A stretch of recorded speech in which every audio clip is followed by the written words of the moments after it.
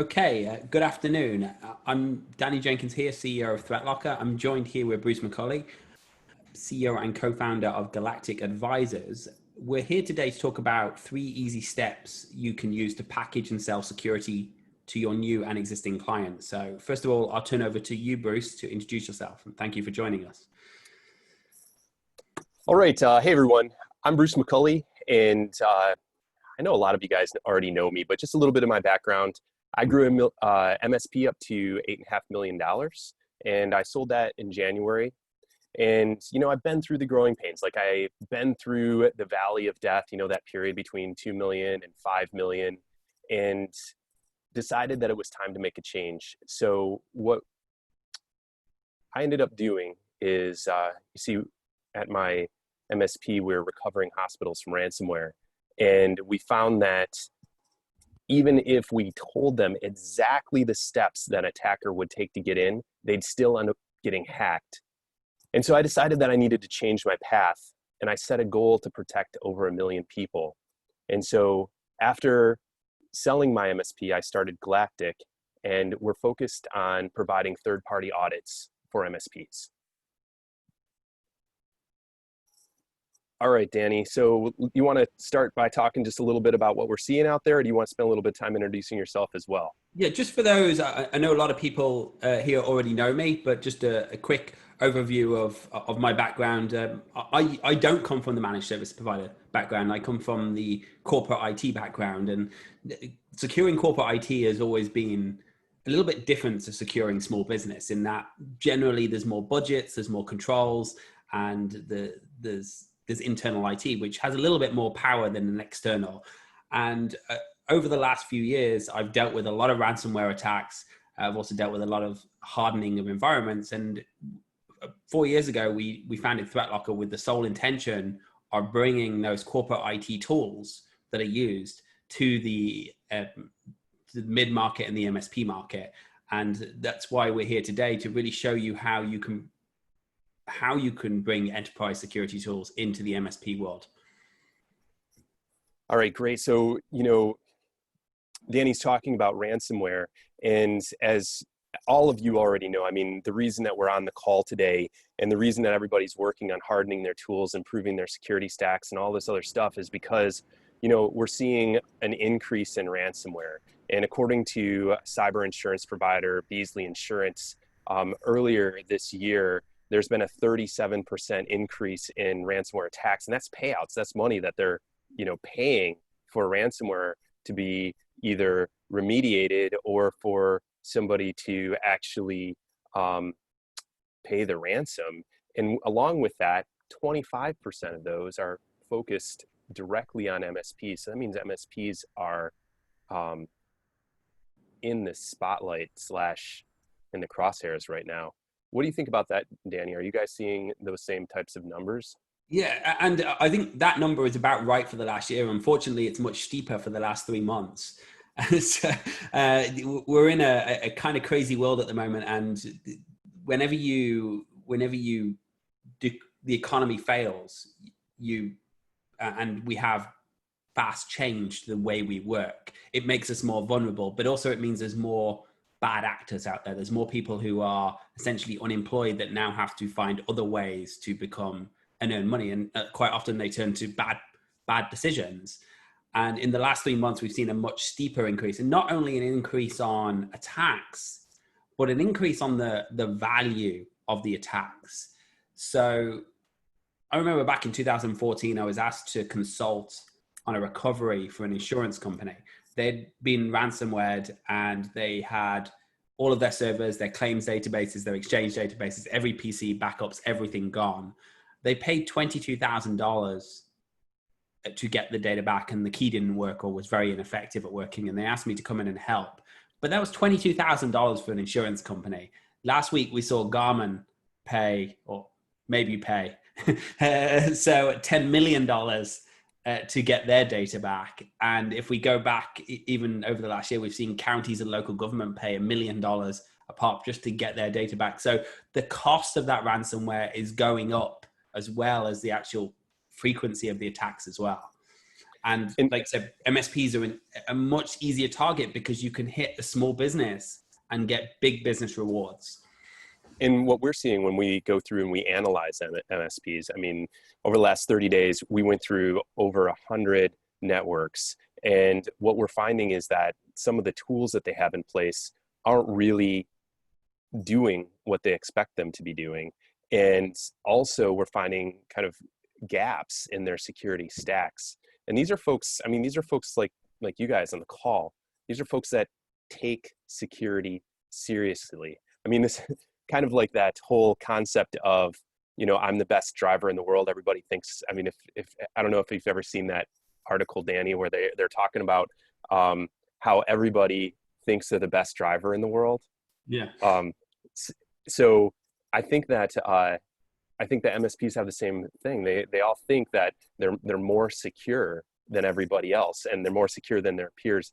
The number that we got when we're actually asking, because one of the questions we asked during our assessments is, how do you think you are from a security standpoint? And they actually say that they're above average. And we asked that a couple of different ways, but it always ends up that they want to know if they're doing things better than everybody else because they think they are. Are you seeing that too? Like when you talk to clients, or what are you seeing? So we see there's two problems we see. One is preserving the status quo. Everybody is doing the same thing over and over again, and they think that's the norm, and they don't evolve with the threat. And they think, well, I'm running my antivirus, I'm running my firewall, I'm good.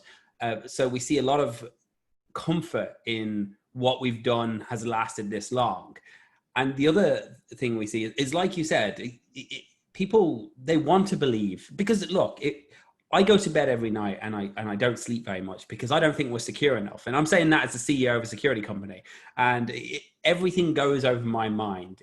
Every possible way somebody can get into our business, and which member of staff's going to be tricked, and who's going to do something dumb like leave their password not on their phone. And now that's a good thing. I mean, it's good to be thinking that, but the problem is I don't want to think it. I would love to go to bed. I'd love to buy a solution, install it, and think I can go to bed at night and sleep. But the moment you believe you're secure, that's when you've lost your edge. That when you think you're not secure, that's when you're actually probably the most secure, because you're constantly challenging what is acceptable. And we see too many people just say, well, I've done this and it's great. I installed this antivirus and I've been good for 12 months. So I feel great about it now. You know, what we're even seeing is we're seeing people installing some of this stuff and then never getting around to configuring it or setting it up properly. I was just talking to an MSP yesterday, and they had gone through, they had installed new firewalls for all of their remote workers, but they just never turned on IPS and IDS or deep packet inspection or any alerting. So that's going to be something that we'll definitely be talking about today as well. The MSPs that we're both dealing with, we're kind of dealing with the cream of the crop though, right? We're dealing with the people that are interested in investing in their security because they know that, you know, this is a major revenue growth area for MSPs. What do you think about that, Danny? Are you seeing them investing in their entire stack or just parts of it, or what do your folks see there too? So obviously, again, the people that are talking to us are either fed up of being breached or fed up of getting ransomware, or they want to be ahead of the curve. And it's great that we talk to those, but quite often we see MSPs, they understand it's a growth area. And I talk about this a lot. Everyone's like, and we're going to get onto pricing and how you ask for more money, but how can we justify spending more money on security? As a business owner, I'm always going to try and negotiate the best price I can get. But also, I don't give a damn if I'm spending $50 or $100 or $200 to look after security. I just want it to work. So the types of MSPs we're working with mostly are high growth MSPs who are interested in increasing their revenue, getting better quality of customers, and generally wanting to improve security, because the only way you keep those better quality is by delivering on your word that you are doing a better job. Yeah, those are the exact folks that, you know, we're doing audits for too.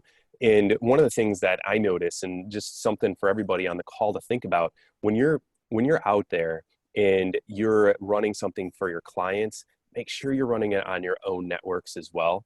So one of the steps that we do is when we analyze a client's network or an MSP's network, we see in a lot of situations where they're saying, well, we didn't install, or we don't install XYZ on our own network, but we install it on our clients. Can you analyze that? And so that's, just a spot that we see pretty often. Before we start and we talk about, the ways that you should package and sell your security stack, I want to spend a couple of minutes just kind of going through how a security stack should work. And one of the things that drives me crazy is that when people talk about security and they talk about building the onion, this is my picture of an onion. They're always talking about having security that looks the same in each layer. And so it's basically the same stuff every single layer. It might be the same vendor. For instance, Sophos advanced firewall with Sophos threat detection or something like this. And this is not the way that I like to see security. What do you think, Danny? Do you guys like to see like the same thing throughout? Or, how do you like to see your security stacks around your product? It's not just the same. It's not just about vendors, because using the same vendor, quite often when you use the same vendor, it means if the software fails or the component fails, it means everything fails. But there's another issue as well with using the same types of technology. So my last business I sold was an email security company. We had 16 different antiviruses scanning for malware. And we didn't have 16 different antiviruses because it was better at detecting viruses. It was a great marketing message. We have 16 antiviruses. You can't get better than that. But the reality is, if it didn't get detected by the first, it probably wasn't going to be detected by the 16th. So, because they were essentially all doing the same thing. It's like putting 3 house alarms on your house. It's not having the same types of security is never effective. You need to have different approaches and your layers should be almost diagonal to each other rather than in the same direction. Yeah, that's exactly what I would echo. And one thought just on your comment about, having 16 different antiviruses. One thing that we often see is we're going through and we're analyzing all of these different MSP stacks. And one thing that we often see is, these less expensive antiviruses do just as well at detecting as these more expensive antiviruses. And I don't know, I have an idea that you're probably just paying for some marketing there or something like that. But anyways, I don't want to attack anybody. I'll just kind of keep on moving here. So one thing that I like to think about when we talk about security and building a layered defense is, does anybody remember this movie? This is one of my favorite movies growing up. Did you watch this, Danny, like when you were growing up, or is that an American thing?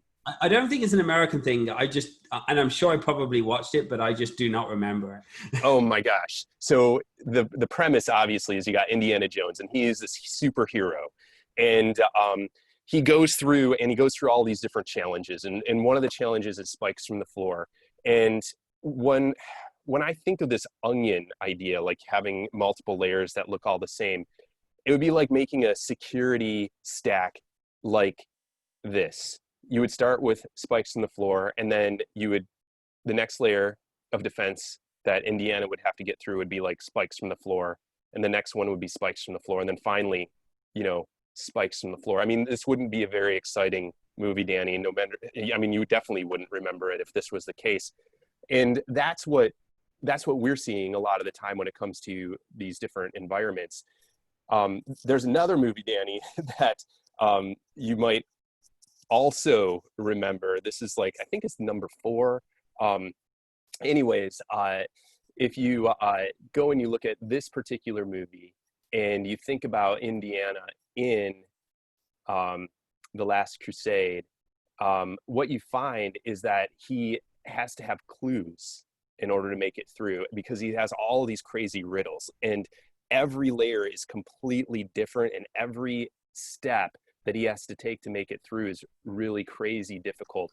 And then finally, when he gets to the end, he has to make a decision. It's a decision between life or death. And it's, which chalice does he drink out of? And your security stacks, and we'll talk more about this diagram in a second, you know, it looks like an onion. But anyways, I'll put the Indiana Jones symbol on it. So it's the Indiana Jones onion here. But when you look at this type of security stack, we want to have it built in such a way that an attacker would have to be a hero to get through. And they'd also have to have like some crazy clue book in order to figure out how to get through each of the different layers of security. And you notice that these layers don't really overlap each other, kind of like what Danny's saying here. Danny, do you mind if I just kind of run through these real quick as to how I think they need to be, and then we can chat, because I know Danny has his own opinions about where humans belong. But if you look at this layered approach, and you imagine each of these layers completely different. We've got the outside ring, which is the human layer, and this is where you have things like rules, training, tools to keep users from doing the right things or keep them doing the right things. Then we got the perimeter. Obviously, this is firewalls and DMZs. And we're seeing a big breakdown right now in the perimeter as people move out of their offices and move into their homes. Again, we have network layer just below that. This is where you have VLANs and segregated traffic. And then you got endpoints. And endpoint layer, this is anything that's going on the endpoint device that's protecting it from an attacker. So you could say like antivirus or anti-spyware, or any tool that's actually stopping something from happening on the endpoint layer. Then we have application layer, and this one's a little difficult to get your head wrapped around. This is the safety and controls that are built into applications to keep them safe from users and attackers. So think about this like permission levels set inside of an ERP program or an EHR platform or something like that. And then finally, we've got the data layer, which is, you know, things like encryption and backup. And that's all in place to protect this middle circle, which would be, from my standpoint, the data assets. And each of these layers has 4 different responsibilities, right? So prevent, guard, detect, and mitigate. And so that's when I talk about having a security layer that's, you know, built out and protecting an environment, that's what I'm talking about. From your standpoint, Danny, I know there's some crazy differences. I mean, not crazy, but there's some differences between how you and I look at this. What are your thoughts on the different layers that we should have in place? If you don't mind shooting back to that previous slide. Yeah, absolutely. Because I would always see, first of all, I mean, everything in here except humans, and then in the center of the circle is our assets and our data. That's what we're defending ultimately, either from theft or from damage. Everything else, the way I see it, is an entry point into that.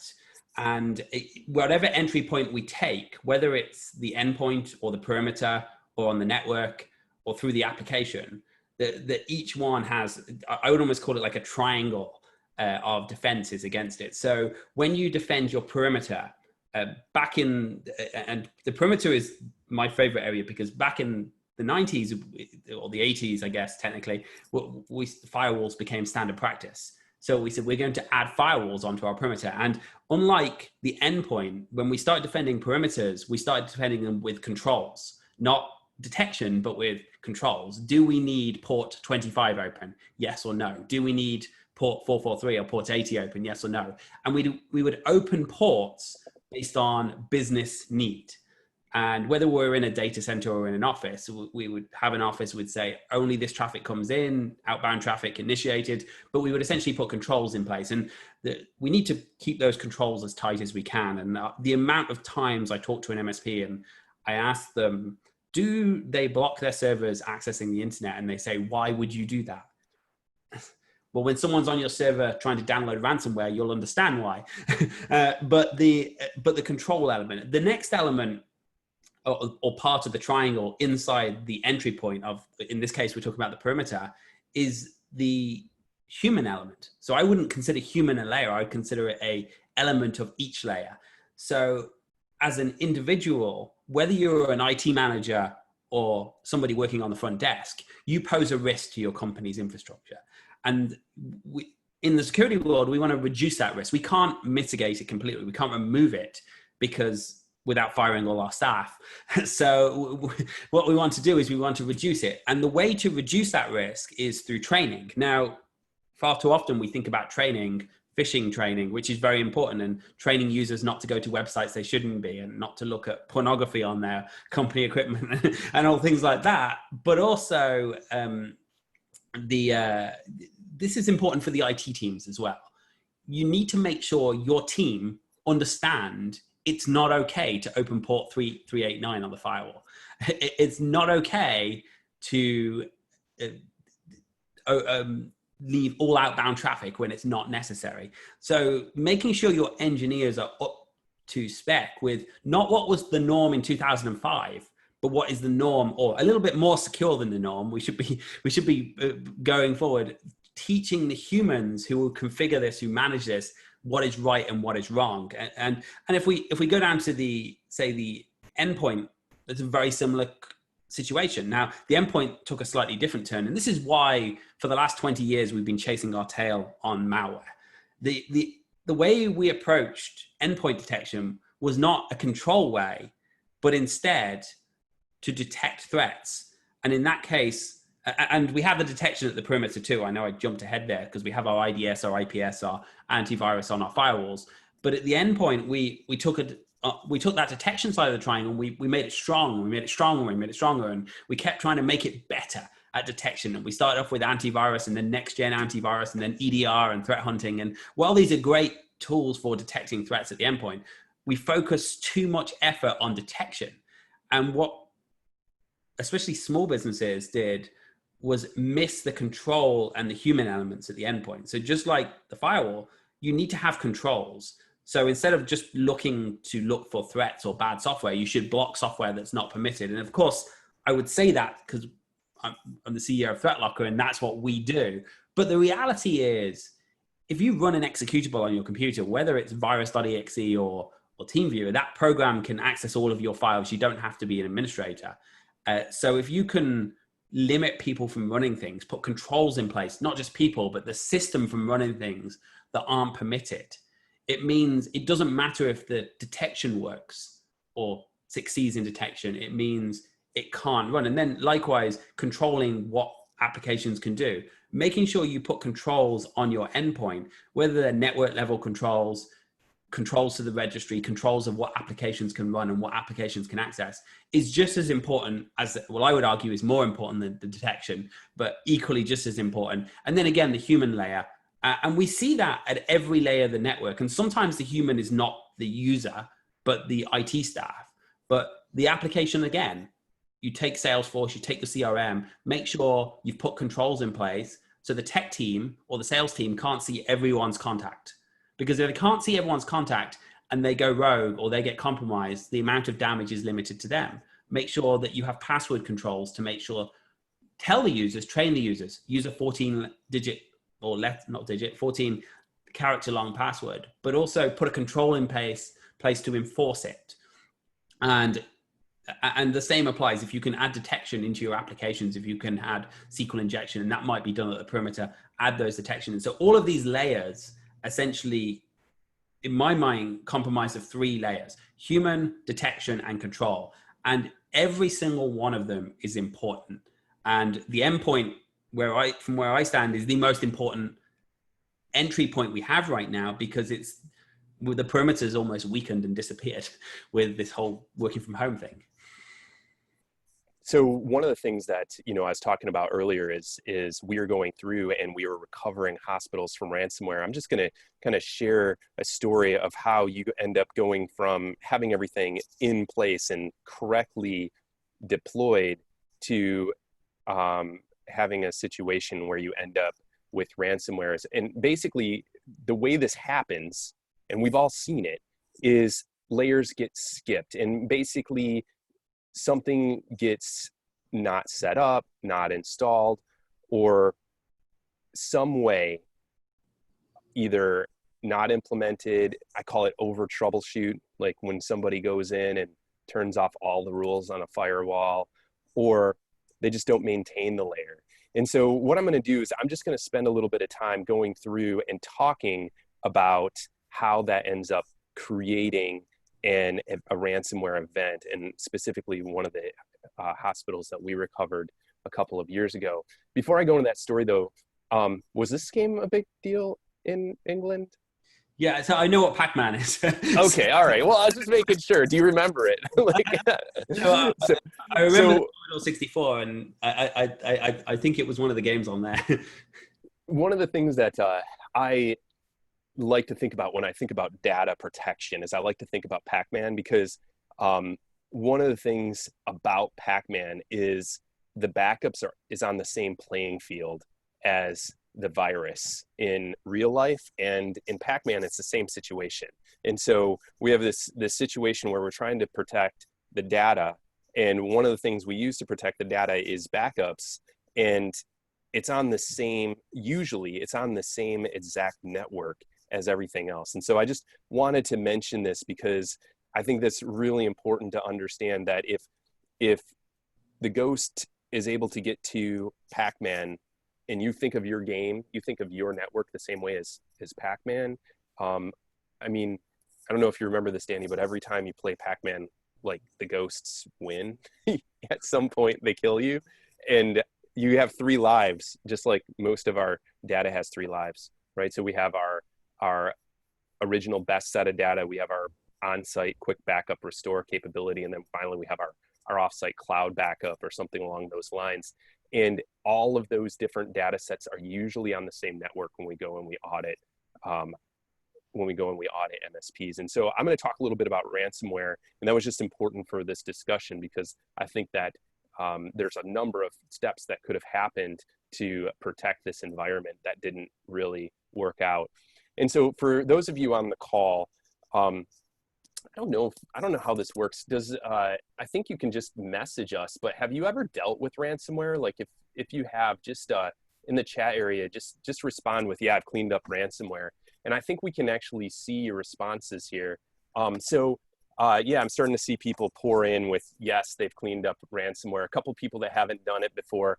One of the things that I like to think about when we're cleaning up ransomware is just how many endpoints you're recovering. So when I would go in and clean up a hospital, we would clean up almost 1,000 endpoints. And the one that I'm going to talk about in particular, we cleaned up 840 endpoints. So just imagine, if you've done a recovery, a ransomware recovery before, just imagine if instead of doing a couple of 100 computers, you're doing 840 of them.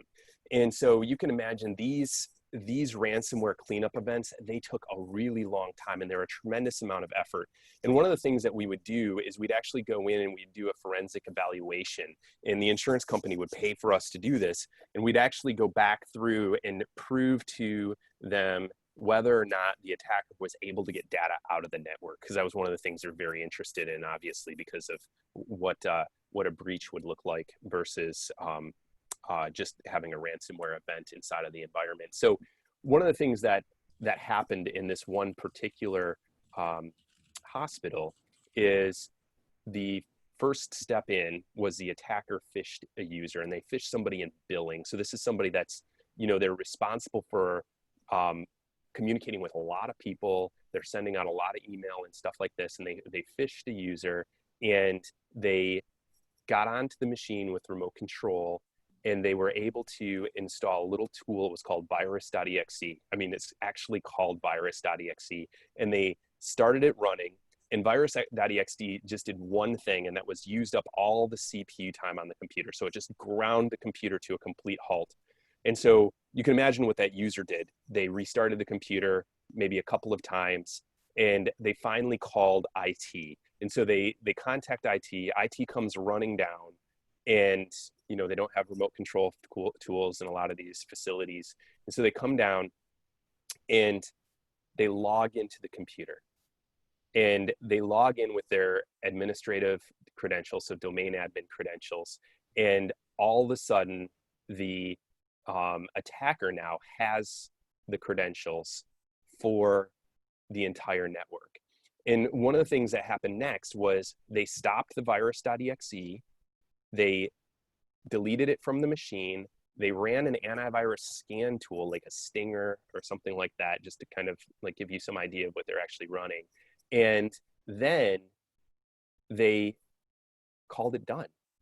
And so the next thing that happened was the attacker with these newly achieved admin credentials goes through and gets to the server farm, finds cached passwords for the SAN, uses those passwords to go through and delete the snapshots, the offsite backups, and the original data. So in this case, kind of Pac-Man lost. And so I guess from your standpoint, Danny, I mean, this wouldn't happen on your watch. Why not? So here's the thing. I mean, there's a number of failures there, and the first failure was the human failure. And we can train. We did a test at a school a few years ago, and we did some training. The day before we did training, we sent an email to every member of staff at the school, asking them from a spoofed email account with a Gmail reply, asking them to send their network passwords. And out of 60 staff members, we got 23 passwords. So everyone says like, it's not that high, but trust me, it is that high. And these are the teachers that educate our children.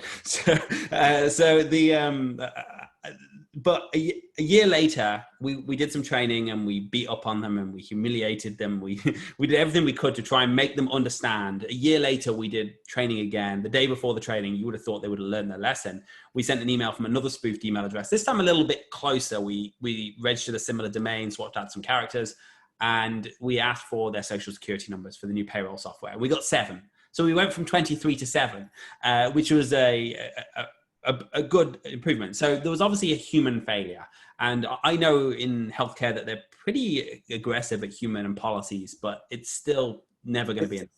And actually, that's one of the things that we noticed in this facility. They actually over-invested in human training and policies and procedures. So they had spent a lot of money on what you just described. Keep going. I think you're doing well here, sir. So Danny doesn't know what the next slide is. So this is going to be, it's kind of fun here. Yeah. The next slide roulette.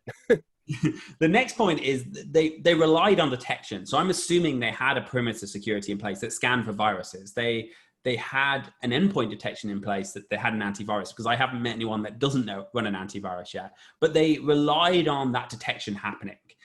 So if they were using, say, application whitelisting to block everything that isn't trusted, and I'm going to answer the question that's been asked around that in a moment as well, then the virus wouldn't have ran without the IT's permission. So what we would have done then is the control element, the human element failed. It was always going to fail. It didn't matter how much we did. But at the end point, the control element would have stopped the executable from running. And that would have been the end of that. Of course, the other problems that fell in, again, it falls back to human.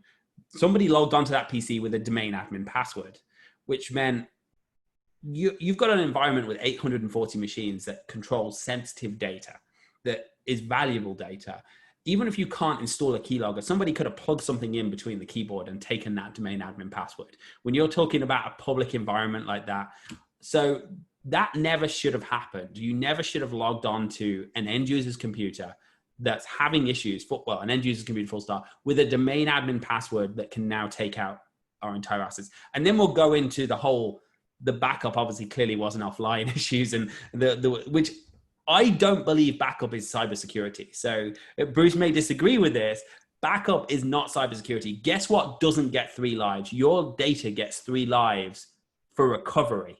It doesn't get 3 lives when someone steals it. You get 1 life. When someone steals your data, it's gone. So if you believe backup is cybersecurity, you've got a big problem. Backup is IT operations, and if done right, you should never have an instance where you have to pay a ransom to get your data back. But you shouldn't consider it part of cybersecurity. So one thing I want to just mention, when we did actually go through and do the analysis, we found that they had overinvested in the human layer and the application layer. They had underinvested in endpoints. They had just a normal antivirus in place. That was it. And they had actually underinvested invested in the perimeter layer as well. Their firewall was not doing some of the things that it should have been. The interesting thing is they thought it was. So, you know, to Danny's point about making sure your team has controls in place that are not doing things that they shouldn't, so that you're not kind of opening the door for an event like the one that we just described.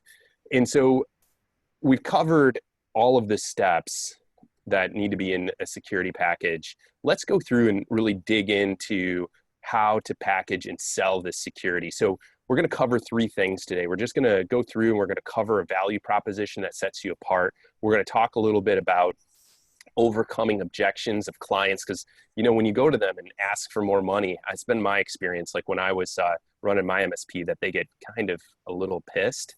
And then finally, we're going to talk about some of the tools that are must-haves in your cyber stack. So let's get started. Before we jump into that, we've got a couple of questions I just wanted to get through. Yeah, let's hit the questions. So actually, most of them are around sound. So the one question that was, there's two questions here from the same person, from Roy. So the first one was, how does application whitelisting specifically, they didn't mention that word, but blocking applications by default work when there are updates to applications? They specifically mentioned Zoom. So it has always been a challenge for MSPs to handle a default deny approach, a approach of blocking everything. And that's why ThreatLocker came into the market. So when you do run ThreatLocker and there is a Zoom update, there is an Office update, there is a Chrome update, or 250 other apps, including your ConnectWise, Automate, Kaseya, RMMs, we actually track those updates for you. So we have relationships with the vendors where we can download, we extract them. And Zoom has updated 7 times since March. Well, that was as of 2 months ago, so I'm not even sure if it's gone up since then. And every time those updates happen, we immediately update our definition. So if you have a policy to allow Zoom, you don't have to worry about the 104 DLL files that come with it and whether they're going to change, because we take care of that for you. Can I just ask on top of that? I mean, because when I'm doing audits, I sometimes get asked about ThreatLocker and how hard it is to set up. You were talking about maintaining, but how hard is it to set up? Like, is it going to take a lot of effort on my side, or is it just I install it and I'm done? What does that look like, Danny? So it's not an antivirus. You're not going to push a button and it be done instantly, but it's a pretty low maintenance. I mean, probably one of the most successful deployments we did was 2,000 endpoints across 70 or 80 different businesses in an MSP. They deployed at the end of a demo. They waited a week, they learned, and then they locked down. And the first month, the way our system works normally, and some different approaches, if you think you're compromised, you should never take that approach. But the way most people work it is they let it learn. It gives you a list of the applications we found. You can go through it after a week. You can choose yes, no, and then you just lock it down from that point. And then during the first month, you might have some strange applications, like a payroll application that's suddenly recompiling DLLs every time it runs, and we have to create some custom rules around that. You shouldn't be spending that much effort on it. I mean, what we see on average is if you've got about 1,000 endpoints that you're managing, a couple of hours a month is pretty typical of what you're going to put into this to make it work. And in exchange for that, hopefully, I mean, touch wood, we've never had a client locked down, get ransomware. That's not to say it'll never happen, but that's the trade-off on that. It's pretty low maintenance. If someone tries to install new software, they hit request, you hit approve. It's as simple as that. And I'm just reading this other question as well. So I've been wanted to ask for a while. Security appliance vendors are not keeping up to date with the world. Pricing is prohibitive, and security appliances dropped on everyone's home network for work from home. Oh, sorry. Danny, why don't we come back and hit that one when we talk about the stacks? So like what tools you need in your stack, because that sounds like a great question to lead right into that. Okay. What about value proposition? I mean, what do you recommend from when it comes to creating a value proposition to set yourself apart from other MSPs to MSPs? So when you make a sale, and I'll talk about one of our partners recently who did a case study, and you can view that on our YouTube channel. When you go to a client, when you have a new client and they come to you and say, we need IT services. And I'm a business owner, so I feel the pain here too with IT. And they're looking for price. Of course, they're looking for price. but they're not looking for an MSP for price. If they wanted to save money, they'd try and do it in-house, and they'd get by. The reality is what they're looking for is they have their biggest investment is their staff. So if they're paying an average of $50,000 and maybe lower, maybe higher per employee, that is their biggest investment. So when their technology fails them, they lose revenue. They lose that investment in their staff. So as a business owner, whether I'm paying $50 or $200 for someone to look after my IT, doesn't matter. It's not. Now, of course, I'm going to negotiate the best price I can get, but not at the cost of me losing value. So when you pitch yourself to your clients, and if we take in Neil Journ as an example, he just signed up a 400 user client, which is a pretty big client in the MSP world. And the reason he succeeded in that client was because the client wanted him to prove to him, or convince him, because proof comes afterwards, convince him that he was going to stop them getting ransomware. And he was able to do that by not going in like every other MSP in the market and saying, you guys should, we've got the best antivirus, we detect everything, but by going in and saying, this is the approach we're going to take. First of all, we're going to use industry-leading antivirus, and that's a little part of the solution. We're going to add controls in place. So we're going to add network controls in place to make sure servers don't go on the internet when they shouldn't do. We're going to have firewall controls in place. We're going to make sure that your network's secured, but we're also going to put controls in place at the endpoint. We're going to add, and the buzzwords around this are endless. Zero trust gets thrown around far too much, but we're going to essentially, instead of trying to, and you can explain this isn't that technical, instead of trying to look for threats, because you can't detect all threats, that's proven by the fact that everybody runs an antivirus and $8.5 billion in ransoms in the last year. So it proves that antivirus isn't working. We're going to deny by default, and then we're going to manage that. And we're going to make sure that new software coming into your environment is approved and tested, and we're happy with it. And when you tell that story to your client of this is how, and this is how it's different, and then they go and interview 5 other MSPs and they all say the same thing, we've got the best antivirus, that shows you apart. Now, that allows you to charge more, because you're saying, well, we're not just packaging an antivirus and upselling it to you. We're actually going to become your IT department. We're going to manage your IT, just like my background in enterprise, we would have done in enterprise. And sometimes managing IT upsets people, because they say, no, you can't install that crap on your machine. But from a business perspective, a business owner's perspective, we want to know our machines are secure, and we want to know that our users aren't going to have problems. We're not going to deal with licensing issues. And if you can show yourself from a value point of view, and that part of that could be with ThreatLocker, but it could also be with other areas of control, show you're doing more, because you can't charge people $8,000 for an Exchange server anymore. You have to show value elsewhere. And anybody can buy Office 365. Anybody can buy Webroot on their website at $2 or $3 or whatever it costs on webroot.com.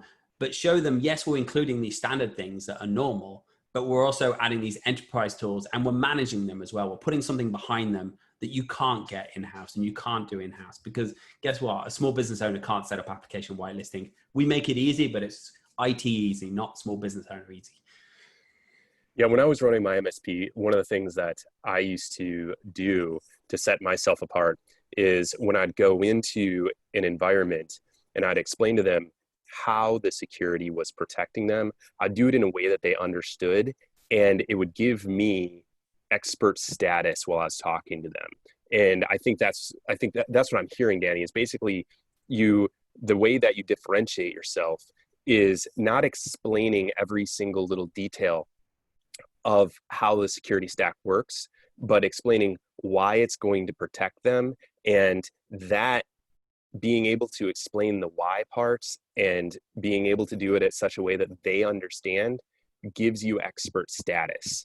And I think expert status is a major piece of the value proposition that many MSPs are struggling with right now, because just like Danny said, you don't have to worry about managing an Exchange server anymore. You don't have to worry about even managing a domain controller. I can set up AD in like 8 minutes on Azure. So where is your value? And that is where I was getting it when I was running my MSP. And I think as you kind of go down that path, as you're kind of trying to figure out how to demonstrate your expertise, one way to do that is, and I used to train my sales team on this, I'd call it a flash roll. I don't remember whose book I stole that from. I'm sure somebody on this call has heard that term before and can tell us. But anyways, what I would have them do is I'd have them rehearse a small 30-second clip, basically, of one thing about security that they could just go through very quickly to establish that they understand how it works and that they can explain it to anybody. And this is why it's in place to protect the client. And you even do that a little bit faster than you would normally talk. So right now I'm talking my normal pace. Now I'm talking a little faster and I'm a little bit hyped up. That's how you explain it. And you do that flash roll instead of walking in and saying, I'm a security expert and these are the things I know. You walk in and you say your flash roll, and that sets you apart because they instantly recognize that you know your crud when it comes to protecting their network. So just like Danny said, I completely agree. Articulating your security stack and making it so that people understand why it's going to protect them is a critical part of creating a value proposition for your MSP. Stories are always incredibly impressive too. If you can tell stories, even third-party stories, but stories that you understand. So if you can have a conversation, this is how Garmin got breached, but don't miss the small businesses, because CNN doesn't like to print about small businesses getting hacked, but they get hacked more than large businesses. But don't forget those stories. And this is how it happened, and this is how it could have been stopped. That gives you credibility. So all those people that responded to the fact that they've recovered somebody from ransomware, you guys have stories that you can share as you're going in and talking to new perspectives, just like Danny's saying. And those are clients that are like your other clients. So instead of saying, hey, did you see Garmin's in the news last week? You say, hey, this happened to a business with 35 people in it just down the street. I can't tell you their name because I'm under NDA, but I recovered them. These are the steps I took. And here's how the hacker got in and why it happened. So you can really turn that into a great sales piece. Good idea, Danny. Try and be a customer you onboarded rather than you failed. Oh yeah. Yeah. Important point. And if it wasn't a customer you onboarded, maybe just position it in that way. We took over the security of this guy, because it's not going to be good if you say, oh, my customer got ransomware and I this is how I recovered them. But it would be a better story that we just took on a customer that they onboarded, we helped them with the recovery. This is how they got in, and this is how we would have stopped it.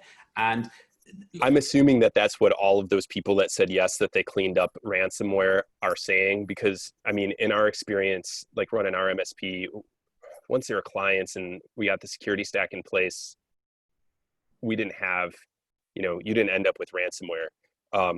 But anyways, moving on. So one thing that people complain about, and I know I ran my MSP and I had to go back to them, to our client base, is raising prices. And when I was running my MSP, I was running into a situation where I had gone out to all of these clients and I said to them, hey, if you buy the premium, there's a lot of different people that say this. I'm a big follower of Robin Robbins, and she's got her like the 3 different levels. You always have 3 different decisions in a buying decision with your marketing. And so we always had 3 different levels. And if they bought the super premium, like the top of the line, everything was included. Well, going back to them afterwards and upselling them to the next level can be really difficult if you told them everything was included. And so what we ended up doing, and this is what I recommend to everybody else as well, is going back to them and explaining the changes that are happening right now. And so you can talk to them about changes in the way that hackers are moving through networks. You can explain to them that, tools that used to work, like second-gen antivirus, they're not really great at detecting advanced persistent threats. Like, they're great at maybe detecting like a mass attack, But when it comes to somebody that's really, really interested in breaking into one of your clients, you're basically naked if you're just running like a second gen antivirus without other types of sensors in place or other types of tools in place at the endpoint and other layers of that network. So this would be one of the ways that I dealt with it. And I dealt with it a couple of times. I did it once to get everybody to change their antivirus out. I did it a second time. I went back to all of our clients. I did it a second time to get them to invest in new firewalls that were capable of having enough processor to inspect SSL traffic, which, you know, is always a big issue, is like looking inside of that those traffic package. So that's one thing that I would recommend here. Do you have anything to add to that, Danny? So I think when you're going back to the clients, the other thing you should do, and the other thing you should do always, is every quarter, every 6 months, whatever period you say, is part of your package, is that you're going to do a review, because technology and threats are moving fast. So if you can set that in stone now, so when you do go back to them and ask for more money or ask them to buy a new product, you've already pegged that in there. You're going to do a review every quarter, and in that review, you may end up lowering their price. If you say that, this doesn't happen very often, but go back to 2005, everyone used to subscribe to SORBs to block open relays. Well, SORBs closed down because there's no more open relays in the world. So using SORBs is not an effective way of at all, and it's a waste of money where you can't buy it anymore. They shut down. But and I know that's not very often, but you're going to go back and you're going to say, we're going to do a review of what our current threats are. Have any of our threats disappeared? Are they no longer relevant? Are we essentially giving you security software for a server, Exchange server, that you no longer have? Or are you, should we move into a clouds package, and that's different and that's cheaper, or that's more expensive? So part of your package should always be, we're going to do a review. We're going to do a review of the current threats. We're going to do that quarterly or 6 monthly, and we're going to suggest new products for you. And sometimes that means more money. We're not here to steal from you. We're not here to, it's our interest to make sure you're successful. And as you build that relationship with the client, 70% of your clients might get away with not having a data breach. And you want to explain that to them. It's very easy for me to say, I'm not going to increase your price, and to change nothing, and you will be very happy. There's a 70% chance you're going to be very happy for 3 years and pay me my check. But there's a 30% chance you're going to be very upset if I don't come back to you, if I don't have the hard conversations and come back to you and say, this is what you need to do. You don't go to your doctor after a year and say, you told me if I lost weight, my blood pressure would go down. Now you're telling me I need to do this as well. Sometimes you've got to invest more, and sometimes, and if you build yourself into a trusted environment, the reality is, as a CEO of a company, I can say this: I don't care if you're $20 more expensive this year. I will complain, I will moan, but I really genuinely don't care. I care more about, is my IT working and am I secure? And I know you say everybody doesn't think like that, but CEOs, they care about their bottom line, and that's what gets them to their bottom line. And one thing that I would just add to that is, you know, the critical part of this conversation is making sure that the client understands why you're doing this stuff and wants to invest in it, because ultimately you need them to take on the burden of these additional tools and paying for these tools. And if you're not getting that rolled out to them, you're going to run into a situation where you're just eroding your margins, and that's going to be a problem for you to be able to hire the best people, et cetera. So really, really important that you get this conversation right. And one other comment that I would add here, when I was running my sales team, and I know a number of you probably have salespeople, both internal and external, I did a lot of role playing with this, because these aren't conversations that you might be able to have all of them. You might have to have some other people do it. So make sure that you do role playing for those. And you know, Danny, we're coming up on the top of the hour, and we're still supposed to talk about the list of must-have tools in a security stack. If it's all right with you, I mean, we have 2 minutes left. Are you okay if we skip this one, maybe for a future session, and maybe just focus on what people should be doing as they move remote? Because we got a lot of people asking me right now, like, what do you do when you have all of these people using their corporate firewalls to protect them on the outside. And now they're working at home. And that's one of the questions that came up in our Q&A too. Do you want to just respond to your thoughts on that? Yeah, I'm okay to move head to that. I think some of it's a little bit of a crossover, so we'll end up having some of that conversation, because I feel like the endpoint is where a lot of your tools are lying nowadays. Yeah, so go ahead. What are your thoughts on that? Yeah, so on the remote, so now we are moving more remote, and I don't feel this is just removing remote. We have been deperimeterizing for some time now. COVID has definitely sped up that process, and the fear of COVID is it's not just sped up the process for the more tech savvy users, but also the users who really don't know, are they downloading Zoom or are they downloading something else. But in terms of when we're securing our endpoints, and the endpoint is the most dangerous point because it has access to everything the user has access to. We need to be looking at the traditional antivirus, like or next gen antivirus or whatever it may be. Some kind of threat detection technologies on there is definitely a must have. But we're also moving our firewall. So our firewall has pretty much disappeared for a lot of these users. So adding some kind of web filtering at the client, DNS filter, is absolutely it's imperative to make sure that your users aren't at home going to websites they shouldn't be, just because you can't control it now they're not in the office, and you can't even see it now they're not in the office. Having a zero trust solution, having a policy driven solution. ThreatLocker is the leader in the MSP space, and if you haven't done a demo, I suggest you do.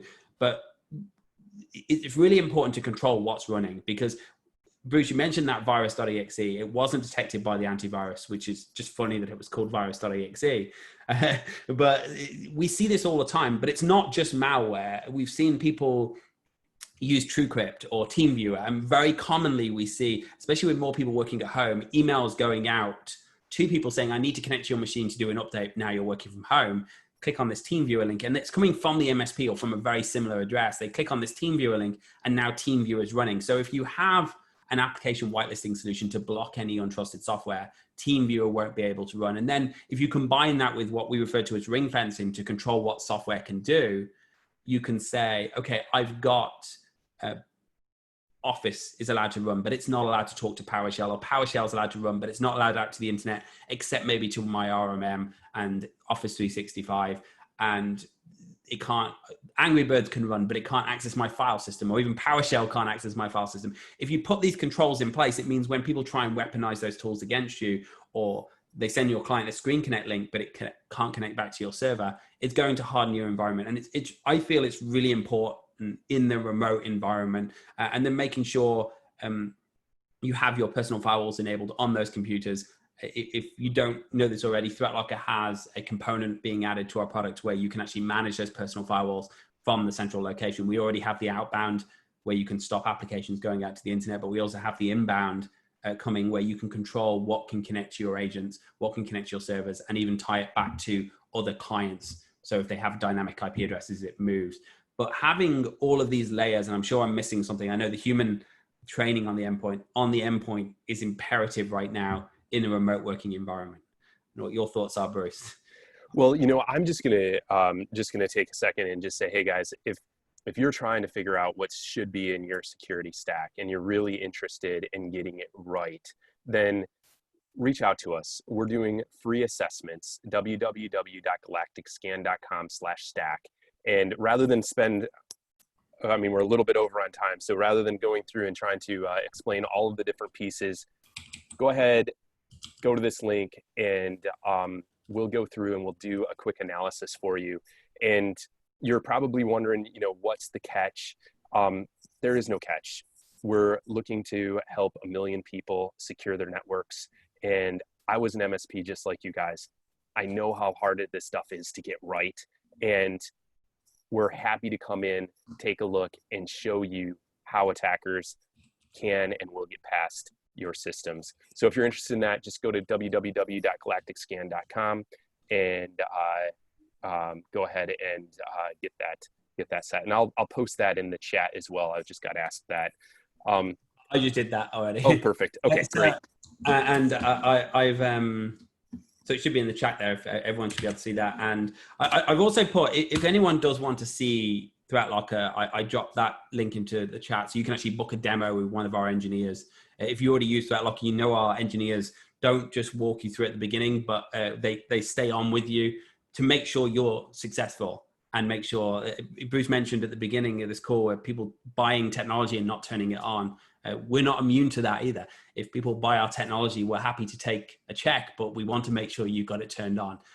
So our engineers are great. They're always available, and they always keep following up with you to make sure you are successful going forward. So I've put that in the chat as well if anyone wants to book a demo with one of our engineers.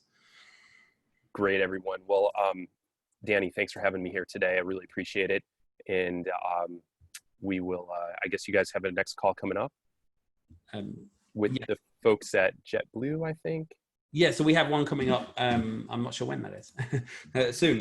So we have if anyone's interested in watching that, there's a webinar we have scheduled. I'm joined by the CISO of JetBlue to talk about how enterprise deal with security. So apparently it's August 25th. So register for that, and hopefully you'll find some insight there.